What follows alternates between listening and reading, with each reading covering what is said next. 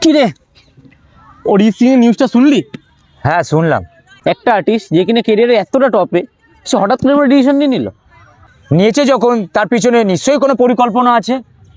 এই মনে আছে যখন অরিজিতের ফার্স্ট অ্যাওয়ার্ডটা পায় তখন সালমান খানের সাথে একটা মিসআন্ডারস্ট্যান্ডিং তৈরি হয়েছিল। হ্যাঁ, আরে সোনু নিগম বলছিল বড় বড় মিউজিক কোম্পানিগুলো সিঙ্গারদের কোনো ফ্রিডমই দেয় না, রয়্যালটিগুলো মিউজিক কোম্পানি নিজেরাই নিয়ে নেয়। দেখ, অ্যালগোরিদম ডিসাইড করে আমাদের ফিডে কি গান আসবে, আর এই অ্যালগোরিদমকে কন্ট্রোল করে কারা জানিস? ওই বড় বড় মিউজিক কোম্পানিগুলো। আরে ভাই সব ছাড় না, আমাদের গান শোনা যেরকম আমরা গান শুনবো, এবার দিন ইন্ডিপেন্ডেন্ট গান শুনবো।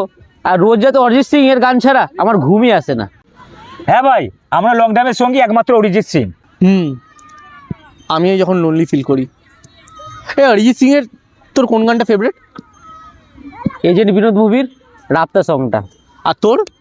আমার আশিকি টুইট তুমি হো। আর আমার?